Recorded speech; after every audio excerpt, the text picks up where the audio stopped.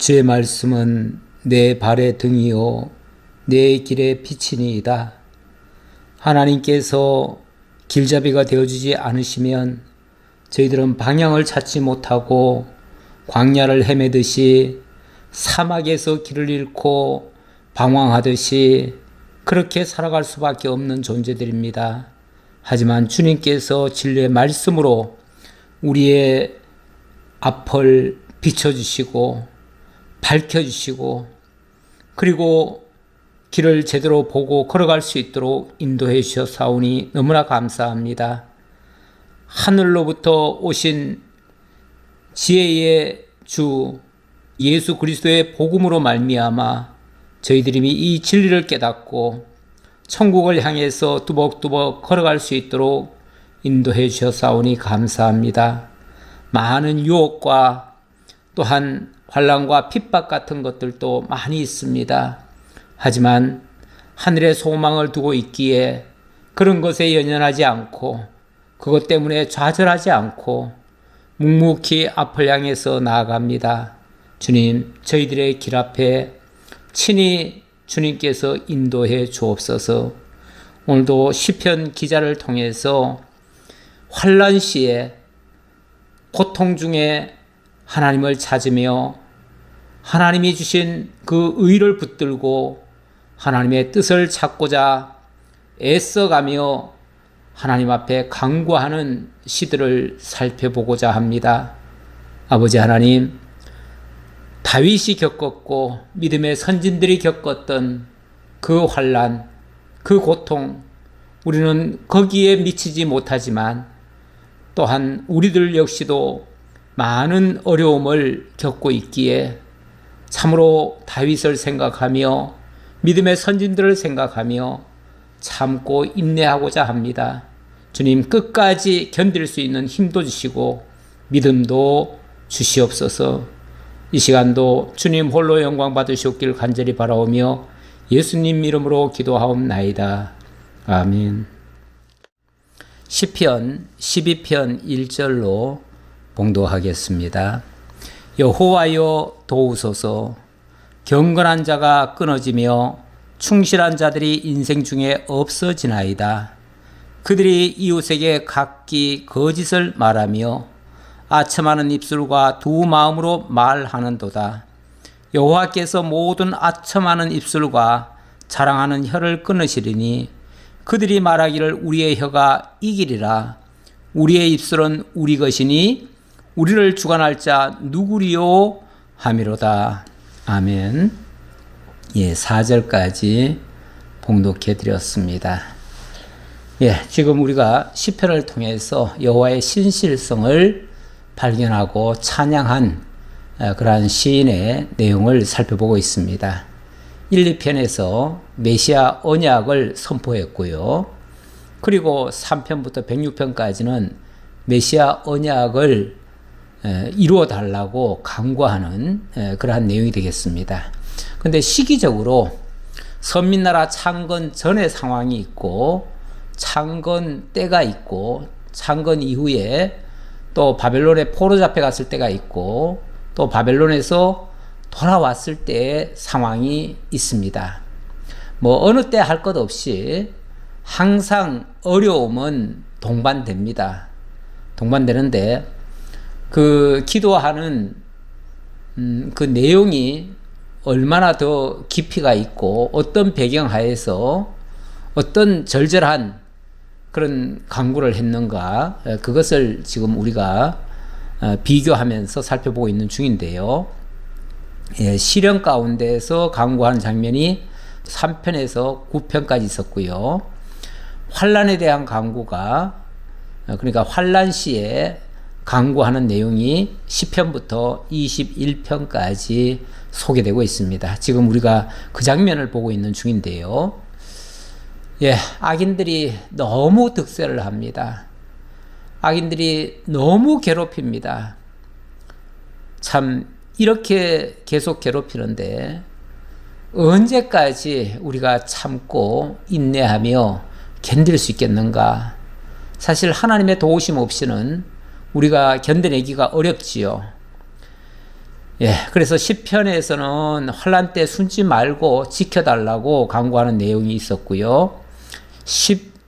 11편에서는 악인의 시험을 감찰하고 그리고 심판해 주시기를 강구하는 장면이 있었습니다.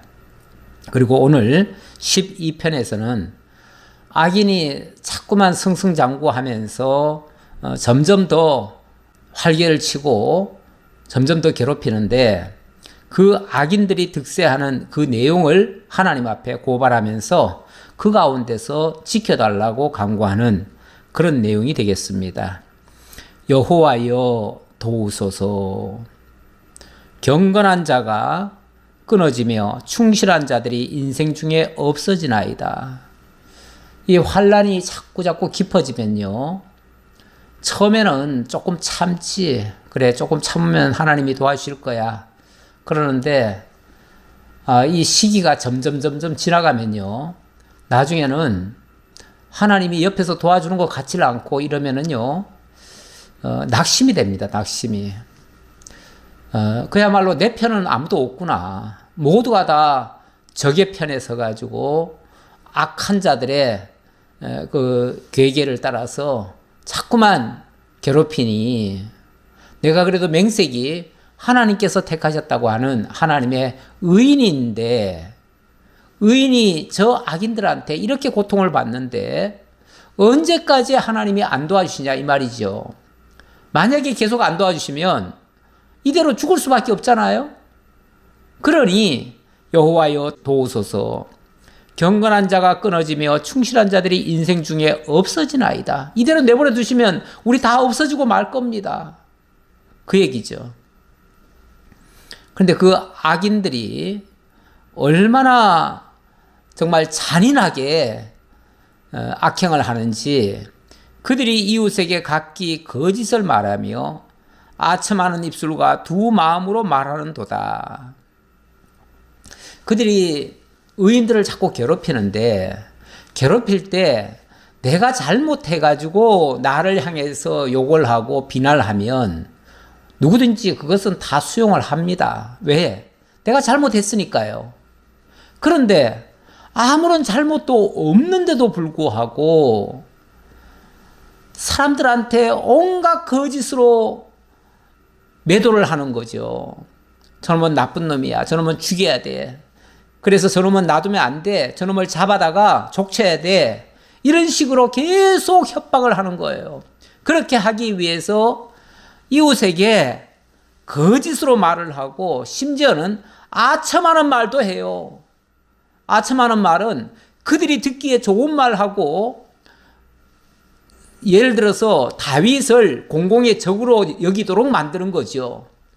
온 국민들한테 예를 들어서 사울이 만약에 그렇게 했다고 치면은 사울이 온갖 거짓말로 다윗을 매도를 하는 거예요. 저 다윗은 죽일 놈이다. 저 다윗은 왕을 해하려고 한 놈이다. 저 다윗은 국민을 이간질시킨 놈이다. 온갖 죄를 다 뒤집어 씌우는 거예요. 그러니까 사람들이요, 한 번, 두 번 얘기할 때는 설마 그러겠어? 설마 그렇지 않겠지. 뭐 좀 시기가 나서 저러겠지. 이렇게 생각하다가요, 두 번, 세 번, 다섯 번, 10번 그렇게 얘기를 하면요, 그래, 아니 땡 꿀뚝에 연기 나겠어? 뭔가 잘못했겠지. 뭐 밤중에 뭐 몰래라도 욕을 했겠지. 그리고 무슨 자꾸만 저렇게 왕이 힘들게 하니까 왕을 죽일 생각도 했겠지. 이러면서 점점 그 아첨하는 말에, 그 거짓말하는 말에 넘어가요. 그래서 자꾸만 거짓말로라도 계속 하는 거 아니겠어요? 가끔 보면은요, 정치인들 중에서도 어떤 사람을 잡기 위해서는 그 사람을 완전히 악마를 만듭니다. 악마를 만들기 위해서 온갖 것을 다 트집을 잡고 그냥 탈탈 털어가지고 먼지까지 다 들춰내가지고 그의 어떤 제목을 다 끄집어내가지고 얘기를 합니다. 처음에는 뭐 설마 그렇게까지 하겠어 하다가 나중에 가면 진짜 나쁜 놈이네. 왜냐하면 자꾸 듣다 보면요, 실제로 다 그런 것처럼 느껴져요. 그래서 이게 일종의 그 선동 아닙니까? 선동. 지금 저 북한에 저렇게 정말 우리가 제3자적 입장에서 보면은 너무나 악랄하게 하고 너무나 악하게 뭘 하는데, 거기에 있는 그 주민들은 그 말을 다 고지 듣잖아요. 왜요? 계속 그렇게 선동해 왔으니까요. 계속 그렇게 선전해 왔으니까. 날마다 그들은 그걸 가지고 마치 주문 외우듯이 해요. 그러면은 어느새 국민들은 그냥 전부 다 그렇게 따라가게 돼 있어요. 어쩔 수 없습니다. 사람은요, 그런 것에 자꾸만 미혹이 돼요. 미혹되는 게 아니라 아예 그렇게 선동을 하니까요. 세뇌가 되죠. 한마디로 세뇌가 돼요. 그러니 이제 다윗은 공공의 적이 되는 거예요. 누구든지. 그래서 다윗을 향해서 불쌍히 여기는 게 아니고요. 누구든지 다윗을 보는 사람은 전부 다 고발하라 하니까 다윗이 어디로 숨잖아요? 숨으면은 그 지역의 주민들이 강과에다가 다윗을 고발을 해요.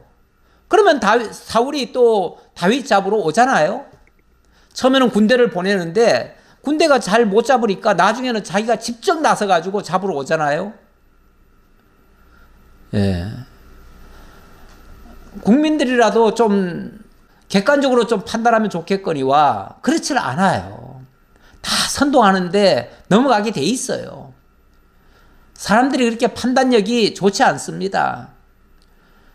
우리가 정말로 제대로 된 판단을 하려면은 우리 앞에 밝은 등불처럼 진리의 말씀이 우리 앞에 객관적으로 증거가 돼가지고 그 말씀에 비춰서 뭐 사물을 보든지 뭘 보든지 거기서 올바른 판단이 나오는데요. 만약에 그런 어떤 기준이 없이 그냥 어떤 사람이 하는 말만 들으면요, 다 그렇게 들려요. 그래서 속는 거예요. 그래서 세상의 모든 사람들이요, 다 속이고 하는 거예요. 그래서 의인은 없나니 하나도 없다는 말이 그래서 나오는 거 아닙니까? 아니, 그런데 안 속으면은 의인일 거 아니에요. 그런데 속는다니까요. 자, 3절입니다. 여호와께서 모든 아첨하는 입술과 자랑하는 혀를 끊으시리니. 그런데 언제까지 그러겠어요? 언제까지 또 하나님이 그 악인들이 그렇게 행포를 부리는데 가만 내버려 두시겠어요? 때가 되면 하나님 틀림없이 역사하실 겁니다. 그래도 의인들은 그거 믿고 가는 거예요. 그거 안 믿으면 정말 못 살지요. 그 믿음 없이는 정말 못 살아요. 예, 여기에 아첨하는 입술과 자랑하는 혀라는 단어가 나왔는데요. 예, 유다서 1장 15절에 보니까 참 세상에는 이렇게 악한 자들도 많이 있대요. 일단 16절부터 보면요. 이 사람들은 원망하는 자며 불만을 토하는 자며 그 정욕대로 행하는 자라. 그 입으로 자랑하는 말을 하며 이익을 위하여 아첨하느니라. 예, 그 입으로 자랑하는데 그 자랑이 뭐 제대로 된 자랑이겠어요? 자기를 포장하고 과장하고 남을 깎아내리고 하면서 하는 그런 자랑이죠. 일종의 거짓말이에요, 그것도. 그런데 그렇게 원망하기 좋아하고 불만 토하기 좋아하고 정욕대로 행하는 사람들이 온전하겠습니까? 그런 사람들의 입에서 자랑하면은 그게 온전한 자랑이겠습니까? 거짓말이죠. 거짓말하면서도 이익을 위하여 아첨하느니라. 이익을 위해서는 수단 방법 안 가리고 모든 짓을 다 한다 그 말이에요. 때로는 사람을 속이기도 해요. 이런 사람들 하나님이 그냥 내버려 둬야 되겠어요? 그래서 15절에 보니까 이는 뭇사람을 심판하사 모든 경건하지 않은 자가 경건하지 않게 행한 모든 경건하지 않는 일과 또 경건하지 않은 죄인들이 주를 거슬러 한 모든 완악한 말로 말미암아 그들을 정죄하려 하심이라 하였느니라. 우리 하나님께서 다 기억하고 계십니다. 다 적어놓고 계십니다. 그러다가 그 악이 차면은 어느 때는 하나님이 심판을 하시는 겁니다. 세상에서도 그래서 억울하게 당하는 사람들이 처음에는 그렇게 당하고 또 한동안 그렇게 많은 고난을 당하지만 그 고난 당하던 사람이 어느 순간에 역전이 돼가지고 오히려 고난을 주는 자들을 심판하는 이런 자리에 들을 수도 있습니다. 이게 하나님이 살아있다고 하는 증거예요. 하나님이 그렇게 의인을 보호하시고 악인을 심판하시는, 그러니까 어찌 보면 악인은 심판받게 돼 있어요. 4절입니다. 본문 4절입니다. 그들이 말하기를 우리의 혀가 이기리라. 우리의 입술은 우리 것이니 우리를 주관할 자 누구리요 하미로다. 그 악인들은요, 그렇게 아첨하고 자랑하는 혀, 아첨하는 입술, 자랑하는 혀, 그들은 그렇게 하도 괜찮을 거다, 이렇게 해도 우리가 이길 거다, 이렇게 생각하지만 하나님이 그냥 내버려 두시지 않는다, 그 말이죠. 5절, 여호와의 말씀에 가련한 자들의 눌림과 궁핍한 자들의 탄식으로 말미암아 내가 이제 일어나 그를 그가 원하는 안전한 지대에 두리라 하시도다. 자, 아까 그 아첨하는 입술, 자랑하는 혀, 그것 때문에 정말 의인들이 가련한 상태, 가련하게 눌리고 궁핍하고 그래서 늘 탄식이 나오고 그랬잖아요. 그런데 하나님께서 일단 그들을 어떻게 한다고요? 그가 원하는 안전한 지대에 두리라, 이렇게 말씀하셔요. 그를 일단 건지시고 그 위기 상황에서 건져내시고 그리고 안전한 지대, 안전지대에다가 놓겠다, 그 말이죠. 안전지대가 어디겠습니까? 주님의 품 안이죠. 여호와는 나의 반석이시요 나의 산성이다, 이렇게 고백을 했잖아요, 다윗이. 거기가 안전지대예요. 하나님의 품 안이 아무도 접근할 수 없는 그런 안전한 지대예요. 그곳에 하나님이 넣어놓으시고 어떤 경우에도 정말 머리털 하나도 다치지 않도록 하나님이 보호하시면서 어찌 보면 이 위기 상황을 이겨내게 하는 거죠. 이겨내게 하는데 현실적으로는 그 일을 당하는 사람 입장에서는 정말 고통스럽죠. 고통스러운데 하나님은 안전한 지대에 두시겠다. 절대 해를 받지 않게 하시겠다, 그 얘기죠. 이렇게 하시는 일이 어떤 섭리인가? 6절에 보니까 여호와의 말씀은 순결하며 흙 도가니에 7번 단련한 은 같도다. 이게 어찌 보면 하나님이 연단하는 흙 도가니에다가 집어넣어서 7번 단련하는 은같이 그렇게 한다, 그 말이죠. 은이라고 하는 게 굉장히 고온에서 녹잖아요. 고온에서 녹는데 한 번 그 용광로에 들어가서 한 번 녹이면은 순수해지는 게 아닙니다. 그 안에 불순물이 있습니다. 그래서 금도 그렇고 은도 마찬가지고요.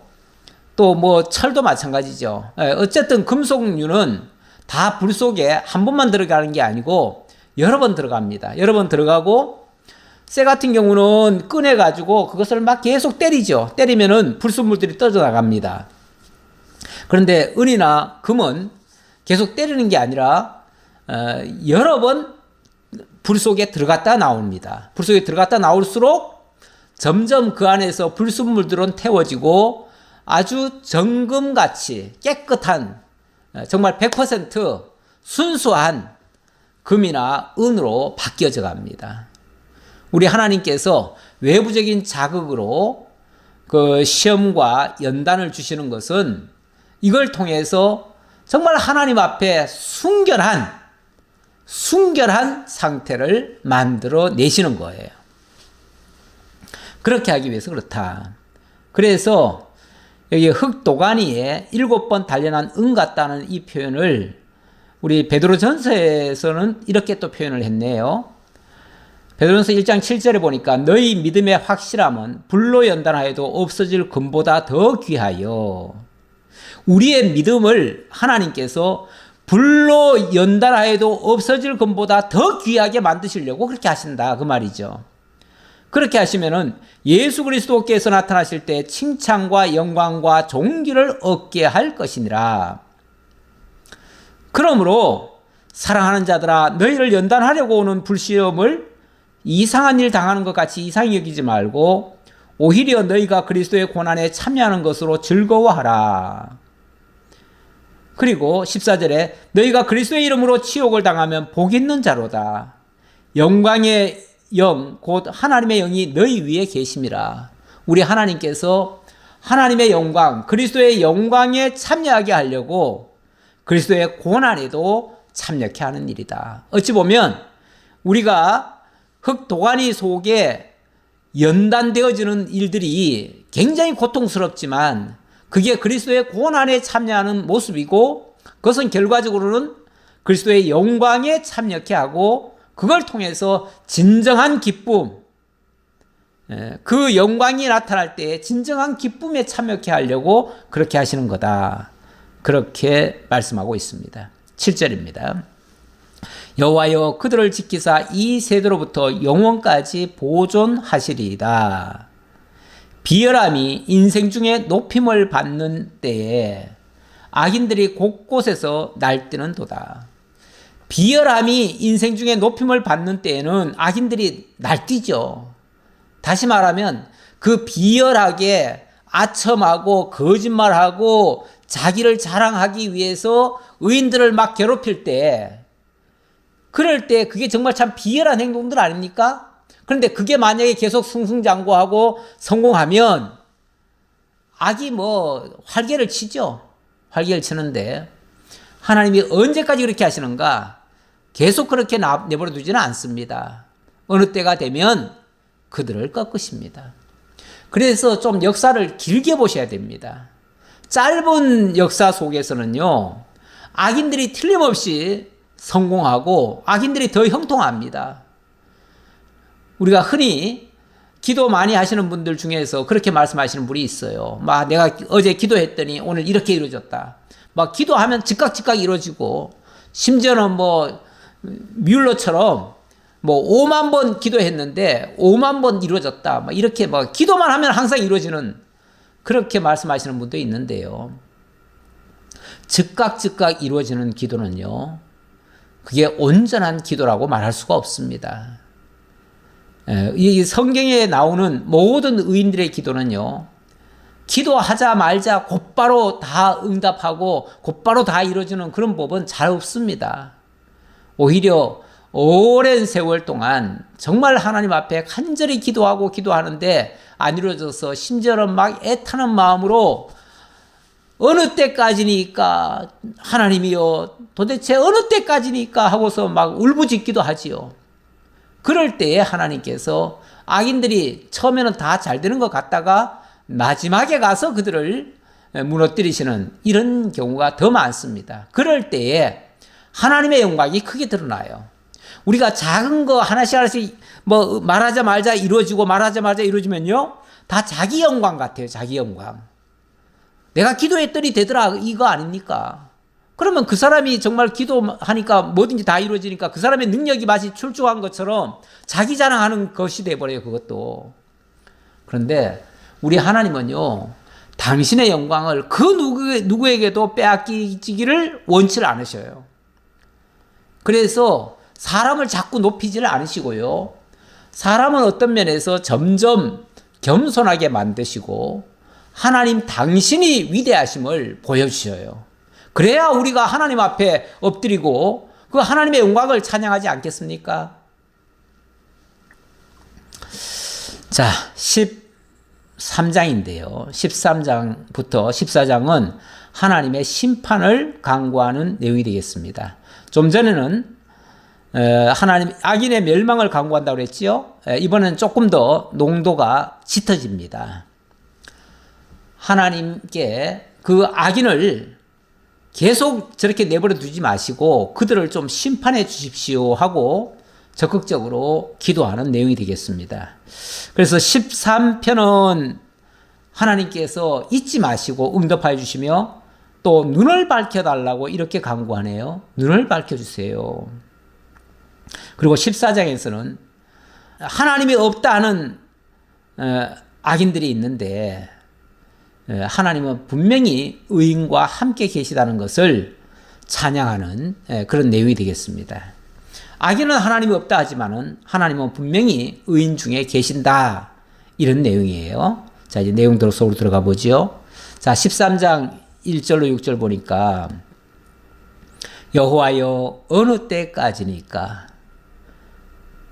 나를 영원히 잊으시나이까 주의 얼굴을 나에게서 어느 때까지 숨기시겠나이까. 보세요.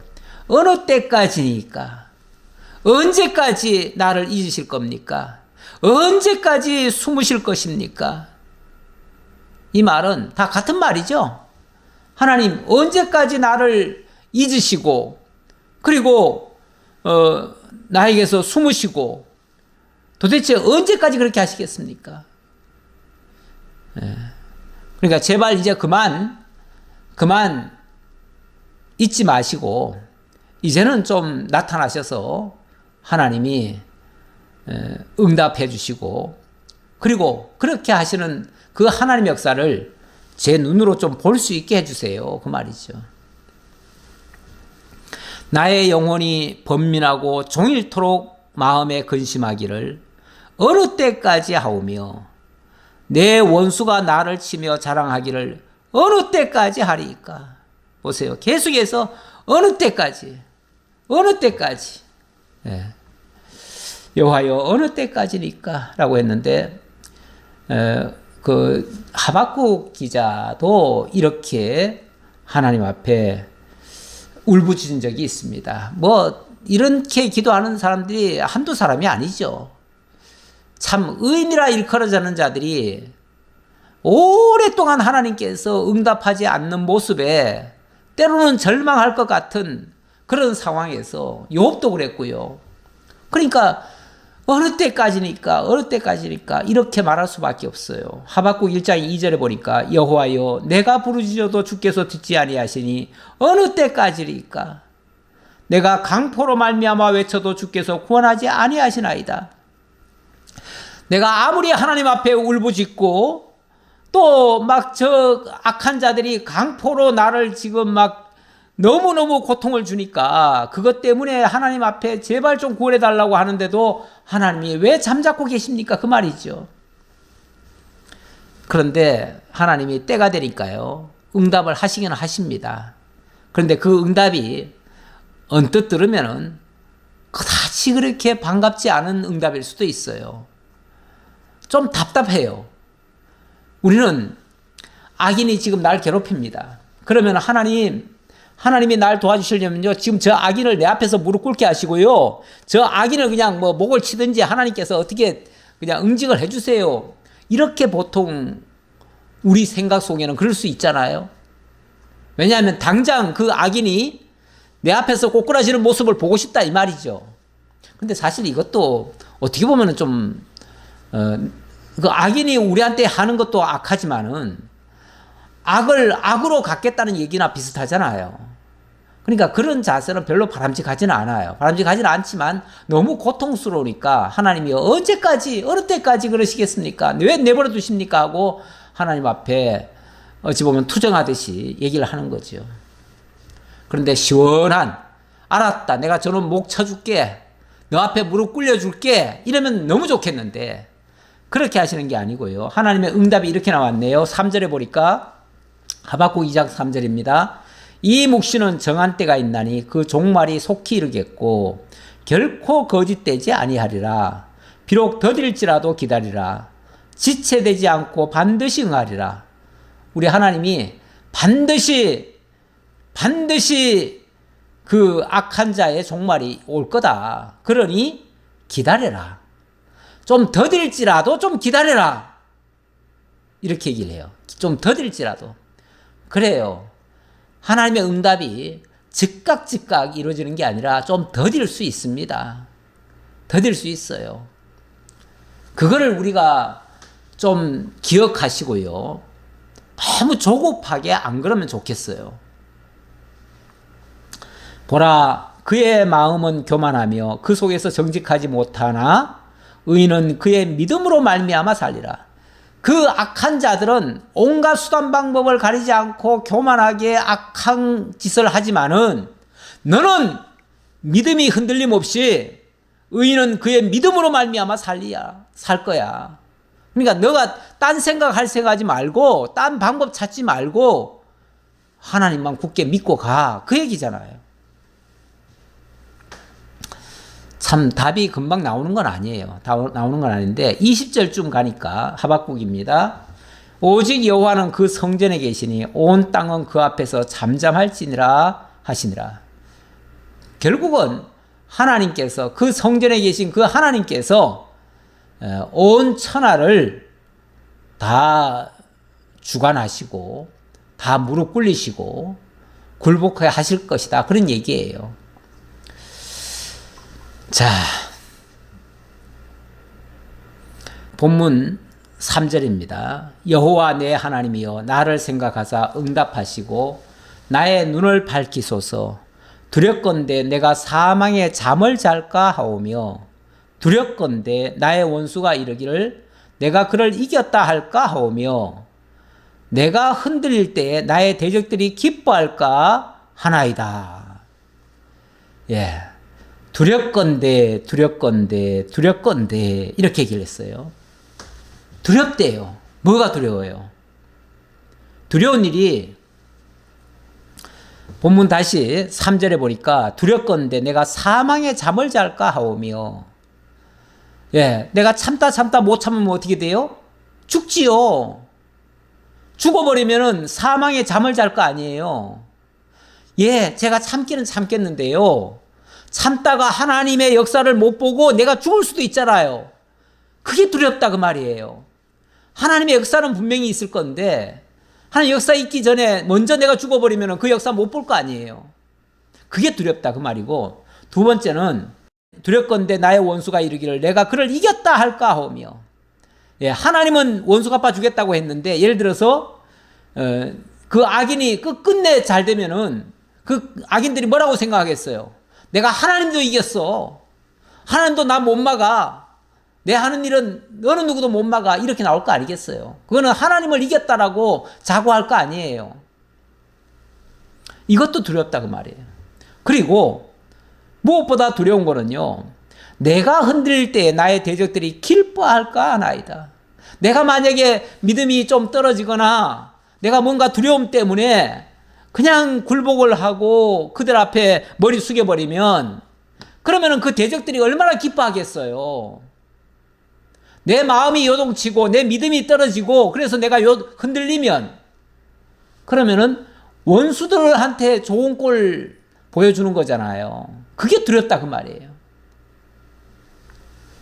그런가 하면 5절, 그럼에도 불구하고 나는 오직 주의 사랑을 의지하여 싸우니 나의 마음은 주의 구원을 기뻐하리이다. 예, 이번엔 또 기뻐할 때도 있다고 그러네요. 기뻐할 때는 언젠가 주의 사랑을 의지하여 싸우니 그렇게 얘기를 하는데, 주의 사랑을 의지하면서 하나님이 함께 하심을 느낄 때, 우리 사랑이라고 하는 게 그거 아닙니까? 정말 다정한 사람이 내 곁에 와서 나의 손을 붙들고 정말 함께 가자 하면은 아가서에 있는 말씀처럼 북풍아 오라 남풍아 불어라, 내가 그 손잡고 나는 가겠다, 그거 아닙니까? 그게 하나님의 사랑이에요. 그 주님이 나를 붙들고 가는 그 사랑이에요. 그 사랑을 느끼면은요, 그때는 기뻐할 수가 있어요. 아무리 어려운 광야길이라도 주님과 함께라면 얼마든지 갈 수 있어요. 그 차원에서 하는 말이고, 나의 마음은 주의 구원을 기뻐하리다 그랬는데 주의 구원이 이루어지기를 기뻐하면서 하나님이 나를 도와주심을 느낄 때, 그럴 때가 정말 기쁘지요.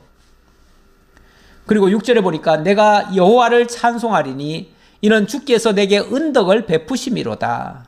주의 은덕, 주님께서 나를 올바르게 세워주시는, 그걸 건덕이라고 그랬죠. 건덕. 여기 은덕이라고 그랬는데 하나님이 은혜를 내게 베풀어서 나로 하여금 굳게 설 수 있도록 하는 일. 그렇게 되면은 내 속에서 정말 하나님이 날 붙들어 주셨군요.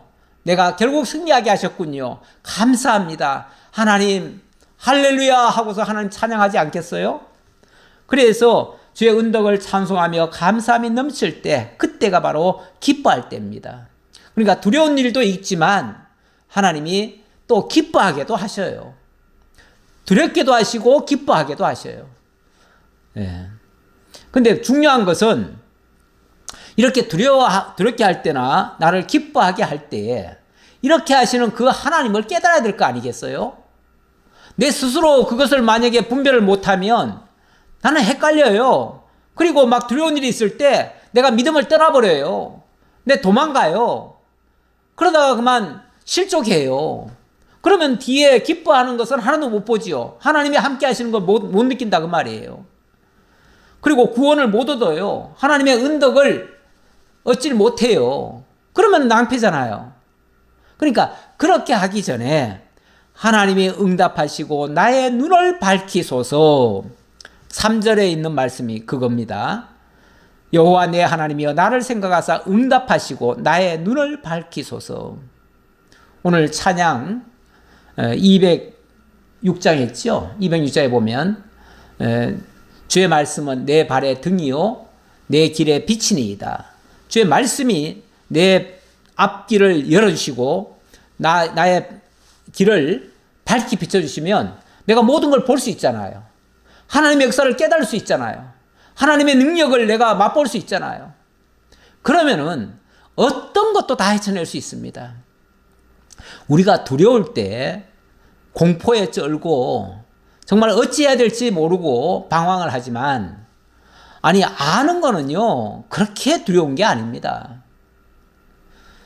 학교 다닐 때 시험 보잖아요. 시험 볼 때 아는 문제가 나오면요, 아무리 시험 자체는 두려움의 대상이 될 수 있지만 아는 문제는요 신나요. 저 원수들이 막 나를 공격하는데 내가 그들이 누군지 알고 내가 그것을 이겨낼 능력만 있으면요 그거 우습게 보여요. 시시해져요. 두렵지 않아요. 저걸 알고 나를 알면, 그리고 하나님이 내 편이신 것을 알면 두렵지 않아요. 그런데 모르면 두려워요. 모르면. 눈을 감고 있으면 앞길이 안 보이니까 길 가는 게 두렵지요. 그러나 내가 환히 보고 가는 게 뭐가 두렵습니까? 그러니까 주의 말씀이 내 발의 등이 되시고 내 길에 빛을 비춰주시면 얼마든지 헤쳐나갈 수가 있어요. 중요한 것은 하나님의 말씀을 제대로 깨닫고 그 뜻을 따라가느냐, 아니면 나 혼자 걱정하고 염려하느냐. 눈 감고 있으면 두렵지요. 눈을 감지 말고 똑바로 눈을 뜨고 하나님의 역사를 볼 줄 아는 그런 정말 시각이 열려야죠. 그게 지혜예요. 자, 14장으로 넘어갑시다. 14장은 악인은 하나님이 없다라고 그렇게 생각을 하고 행동을 하지만 분명히 하나님은 의인 중에 계십니다. 우리와 함께 계신다 그 얘기예요. 14장 1절입니다. 어리석은 자는 그의 마음에 이르기를 하나님이 없다 하는도다. 그들은 부패하고 그 행실이 가증하니 선을 행하는 자가 없도다. 어리석은 자는 하나님이 없대요. 하나님이 없다 하는도다. 그래서 하나님이 없다고 하는 사람은요, 솔직히 어떻게 살겠습니까? 하나님이 없으니까 자기 마음대로 살지요, 뭐. 자기가 하나님이죠, 뭐. 그러니까 그들은 부패할 수밖에 없고요. 행실은 가증할 수밖에 없고요. 선이라고 하는 것은 찾아볼 수가 없어요. 자기 마음대로 하는데 그게 무슨 선입니까? 선이라고 하는 것은 절대선은 하나님의 기준이 절대선이에요. 그럼 하나님의 기준에 맞춰야 내가 선한 일을 하는 건데 하나님은 제껴놓고 하나님은 없다 하니까 자기 마음대로 할 거 아니겠어요? 그게 악이지요. 여호와께서 하늘에서 인생을 굽어 살피사 지각이 있어 하나님을 찾는 자가 있는가 보려 하신즉 다 치우쳐 함께 더러운 자가 되고 선을 행하는 자가 없으니 하나도 없도다. 하나도 없어요. 예. 예레미야 2장 7절, 2장 8절부터 볼게요. 2장 8절에 보니까 제사장들은 여호와께서 어디 계시냐 말하지 아니하였으며 율법을 다루는 자들은 나를 알지 못하며 관리들도 나에게 반역하며 선지자들은 바알의 이름으로 예언하고 무익한 것들을 따랐느니라. 여기 제사장, 율법 다루는 율법 학자들, 그리고 관리들, 고위 관리들, 그리고 선지자들, 이들이 한결같이 하나님을 똑바로 전하고 하나님의 뜻을 알려주고 하나님의 말씀을 증거하는 게 아니라 제사장들이 오히려 이렇게 얘기한대요. 여호와께서 어디 계시냐? 율법을 다루는 자들은 하나님을 알지 못한다. 관리들도 하나님께 반역하는 행동을 하고 아예 선지자들은 바알의 이름으로 예언을 하고 무익한 것들을 따라간다. 그 무익한 것들을 따라가는 게 뭐겠어요? 다 세상적인 이익을 쫓고 자기 어떤 권세를 누리고 자기의 어떤 권력을 쟁취하기 위해서 하는 행동들이죠. 그런 자들 어떻게 해야 되겠어요? 어떻게 했으면 좋겠어요? 그래서 2장 9절에 보니까 예레미야 그러므로 내가 다시 싸우고 너희 자손들과도 싸우리라 여호와의 말씀이니라. 하나님이 이런 자들하고는 하나님이 싸워주시겠대요. 그래서 하나님이 이스라엘의 편이 되셔야 되는데 하나님을 떠난 이스라엘과 하나님이 싸우시겠대요. 그러니까 그 싸움박질하는 나라가 제대로 세워지겠습니까? 하나님과 싸우는 나라가 어떻게 제대로 세워지겠습니까? 그래서 예레미야 시대에 나라가 망한 거예요. 그래서 바벨론에 포로 잡혀가고 결국 하나님이 없다 하는 자들이 그렇게 하는 행동들이에요.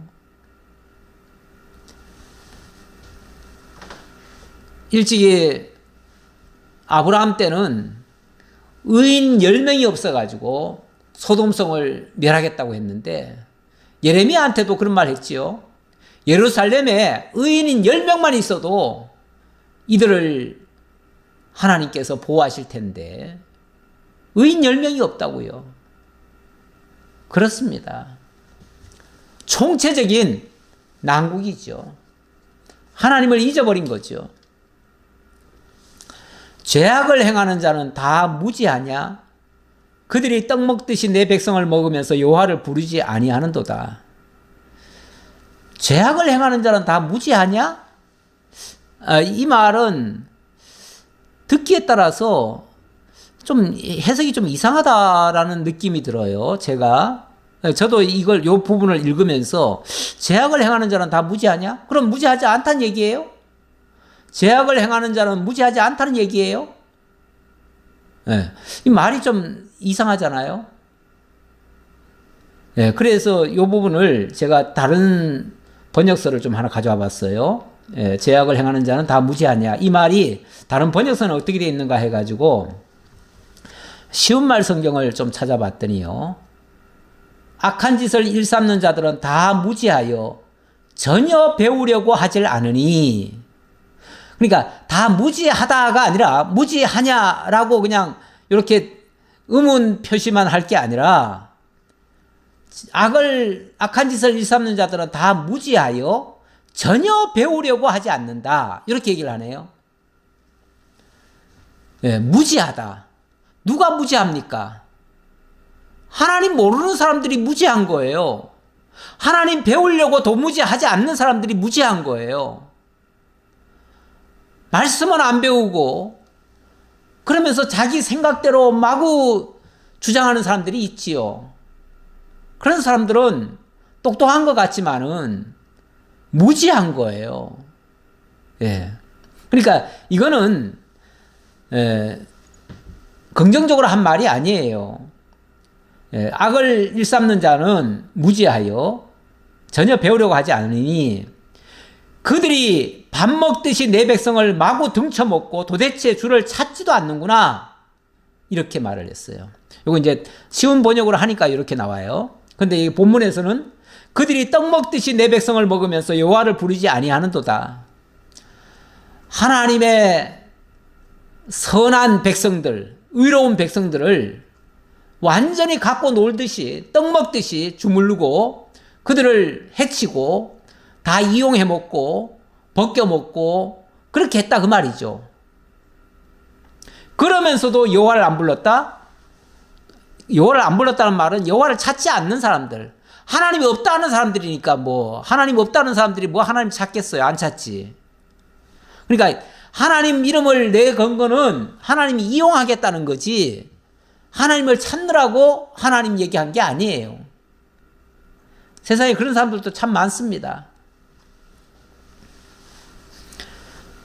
본문 5절입니다. 그러나 거기서 그들은 두려워하였으니 하나님이 의인의 세대에 계심이로다.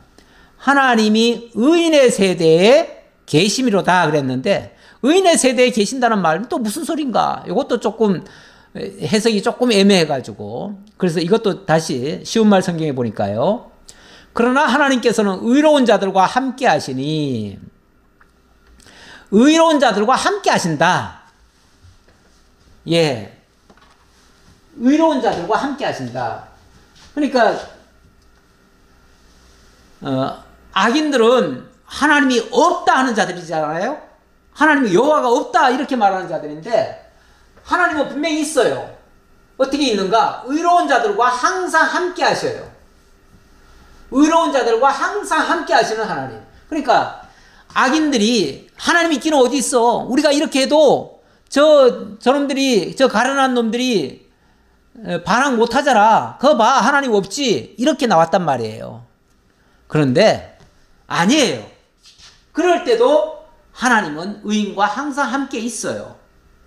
그래서 결국은 너희가 가난한 자의 계획을 부끄럽게 하나 오직 여호와는 그의 피난처가 되시도다 하는데 너희들은 그 의인들 바로 가난한 자가 의인들이에요. 그 의인들을 부끄럽게 하나 그러나 하나님은 오직 여호와는 그의 피난처가 되신다. 의인의 피난처가 되신다 그 말이죠. 자 그렇게 하나님이 함께 하시니까 악인들이 나중에 두려움에 사로잡혀 소스라치게 놀라 자빠지리라. 이렇게 설명이 되어 있네요. 좀 느낌이 조금 다르네요. 조금 다른데 어쨌든 이런 의미로 이해하시면 되겠다. 여기서 중요한 말씀은 하나님은 의인과 함께 계시다. 하나님은 의인의 세대에 계심이로다 했지만은 좀 더 정확하게 말하면 하나님은 의인과 함께 계신다. 언제나 하나님은 의인을 떠나지 않는다. 의인과 동행하시고 의인의 손을 붙들고 계시고 뭐 어떤 그림에 보니까 어떤 사람이 그 눈밭을 걸어가는데 물론 저는 그 말을 고지는 안 듣습니다만은 거기에 가리키는 의미를 제가 설명하느라고 하는 말입니다. 도대체 이 망망대해 같은 이런 설산을 내가 걸어가는데 도대체 왜 하나님이 안 도와주십니까? 하나님은 도대체 어디 계십니까? 하고서 막 울부짖었더니 갑자기 하나님께서 이런 깨달음을 주시더래요. 야, 내가 너를 얻고 있잖아. 그러면서 지금 이 발자국은 너의 발자국이 아니라 나의 발자국이란다 하시면서 내가 너를 얻고 가고 있다 지금. 이렇게 말을 했다는 그런 고백을 하는 사람이 있었는데 지어낸 얘기인지 실제 얘기인지는 모르겠으나 그러나 항상 하나님은 의로운 자들과 함께 계시다는 건 분명합니다. 이스라엘의 구원이 시온에서 나오기를 원하는도다. 이스라엘의 구원이 시온에서 나오기를 원하는도다. 여호와께서 그의 백성을 포로된 곳에서 돌이키실 때에 야곱이 즐거워하고 이스라엘이 기뻐하리로다. 이것도 좀 더 쉽게 한번 다시 한번 설명해 볼게요. 오 주여, 시온에서 나오셔서 이스라엘을 구원하소서. 이스라엘의 구원이 시온에서 나오기를 원하는도다. 이렇게 말을 하니까 이게 시적 감이 좀 떨어져요. 얼른 감이 안 와요. 그런데 이렇게 읽으니까 좀 감이 빨리 오지요. 보세요. 오 주여, 시온에서 나오셔서. 시온이 주의 성산 또는 성전, 거기 하나님이 그 안에만 가만히 계시지 말고 친히 우리 곁으로 오셔서 우리를 건져주세요. 그 말이죠. 나오셔서 이스라엘을 구원하소서. 주께서 포로된 주의 백성들을 풀어주시오. 그들의 땅으로 되돌려 보내실 때 야곱은 기뻐 춤을 추고 이스라엘은 한없이 즐거워하리로다. 그렇죠. 지금 이 본문은 분명히 다윗이 쓴 시니까 포로 잡혀갔을 때 이야기는 아니에요. 하지만 다윗이 지금 쫓겨다니잖아요. 쫓겨다니니까 마치 포로된 거나 마찬가지잖아요. 늘 사울의 일행들이 에워싸고 그냥 다윗은 어디 산 속에 들어가서 숨어 있고 굴 속에 들어가 있고 이러잖아요. 포로된 거죠. 그 상황에서 하나님이 시온에서 나오셔서 나를 건져주시고 그리고 그 포로된 곳에서부터 돌이키시면 야곱이 즐거워하고 이스라엘이 기뻐하리로다 하는 것처럼 그때는 야곱이 기뻐 춤을 추고 이스라엘은 한없이 즐거워할 것입니다. 이렇게 고백하는 내용이다 그 말이죠. 예, 우리 하나님 살아계셔서 이 모든 역사를 해주실 때 진정으로 하나님의 살아계심을 깨닫고 하나님의 능력의 영광을 찬양하게 될 것입니다. 오늘 마지막 결론의 말씀은 제가 데살로니가 후서를 가져왔습니다. 데살로니가 후서 1장 6절에 보니까 너희로 환난을 받게 하는 자들에게는 환난으로 갚으시고 환난을 받는 너희에게는 우리와 함께 안식으로 갚으시는 것이 하나님의 공이시니 주 예수께서 자기의 능력의 천사들과 함께 하늘로부터 불꽃 가운데서 나타나실 때에 하나님을 모르는 자들과 우리 주 예수의 복음에 복종하지 않는 자들에게 형벌을 내리시리니. 예, 환난 받게 하는 자들에게는 환난으로 갚으시고 환난 받는 너희에게는 하나님이 우리와 함께 안식으로 갚으시겠다 이렇게 말씀하십니다. 그리고 때가 되면 공의로우신 하나님께서 능력의 천사들과 함께 와서 반드시 우리를 지켜주시고 구원해 주시고 그리고 복종치 않는 자들에게는 형벌을 내리실 것이다. 이런 약속의 말씀을 하였습니다. 예, 우리가 세상에 살다가 많은 시련을 당하고 때로는 하나님 앞에 기도할 때 바로바로 응답이 안 떨어져 가지고 그것 때문에 좀 답답함을 느낄 때가 있습니다. 하지만 오늘 시인의 고백처럼 하나님은 반드시 살아계시고 또 그 가장 험악한 상황에서도 나와 함께 하고 있다고 하는 이 사실, 이거를 명심하시는 게 좋겠습니다. 명심하라고 오늘 이 말씀 주신 거예요. 그리고 요동치 않는 것, 이것이 가장 중요한 것입니다. 아까 두려워할 일과 기뻐할 일, 아까 말씀드렸잖아요. 예.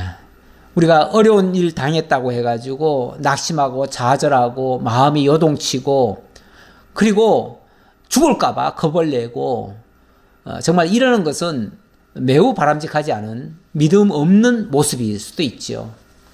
그러나 어떤 경우에도 요동치지 아니하고 하나님께서 반드시 사랑으로 우리와 함께 하시고 또 반드시 구원해 주시고 그리고 은덕을 통해서 우리를 굳게 세워주실 것이라고 하는 이 약속의 말씀 굳게 믿으시고 잘 참고 인내함으로 하나님께 영광 돌리며 찬양하는 여러분들 다 되시기를 진심으로 기원합니다. 기도하겠습니다.